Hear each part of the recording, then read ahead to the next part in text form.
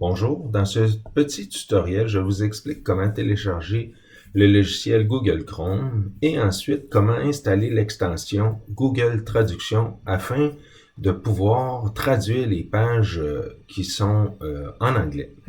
Alors, vous allez tout d'abord dans un navigateur écrire télécharger Google Chrome. En écrivant télécharger Google Chrome, vous allez avoir dans les options télécharger et installer Google Chrome. Ensuite, la procédure est écrite. Vous allez devoir tout d'abord télécharger le fichier et ensuite de ça l'exécuter. Donc, si je clique sur télécharger, vous voyez que le lien apparaît pour le téléchargement du logiciel. Une fois que le logiciel sera installé, vous allez pouvoir l'ouvrir. En l'ouvrant, si j'ouvre ici un nouvel onglet, c'est ce qui devrait vous apparaître. Et là, je vais juste aller en navigation privée pour vous montrer que si je vais sur google.ca, je vais avoir ici une option de connexion. C'est ce que je vais devoir faire. Donc, je clique sur connexion et on me demande de m'identifier donc avec mon compte Gmail. Si je n'en ai pas, j'ai l'option ici pour créer un compte. Donc, j'entre les informations et une fois que mes informations sont écrites, je vais avoir ici la confirmation comme de quoi je suis connecté à mon adresse. L'étape suivante, c'est d'aller dans le navigateur et d'écrire chrome.google.ca/web store. Vous voyez ici, là? J'accepte cette adresse-là et je vais cliquer sur les extensions. Je clique sur les extensions parce que je veux installer à mon navigateur Google Chrome l'extension Google Traduction. Je vais écrire Google Traduction. Puis, quand on installe des extensions, on a la possibilité de les ajouter à Chrome. Et l'application, là, vous voyez ici, c'est écrit Google Translate. L'application Google Traduction, je vais avoir une option pour ajouter à Chrome. Moi, c'est déjà fait, alors je n'ai pas à le refaire deux fois.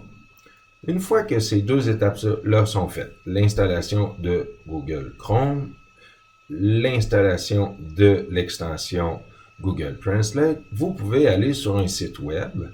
Ici, je vais aller sur CISA parce qu'on veut pouvoir permettre aux enfants, aux parents, aux enseignants de travailler avec cette application-là en français.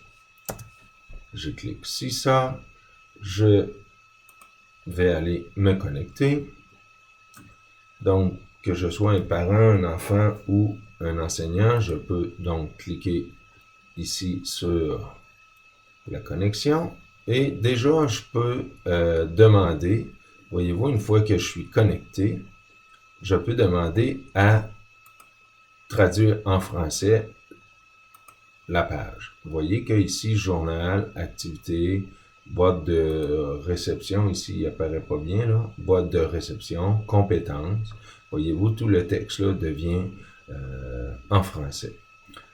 Si je n'avais pas eu l'option automatique, j'aurais pu aussi cliquer sur l'extension qui est ici. Je vais le refaire pour qu'on puisse bien voir.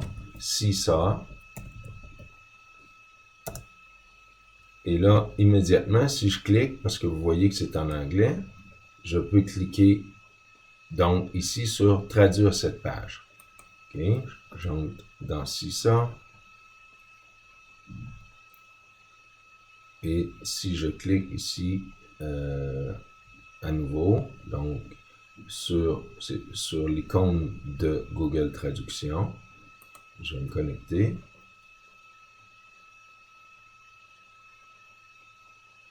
La page va apparaître dans la langue de mon choix.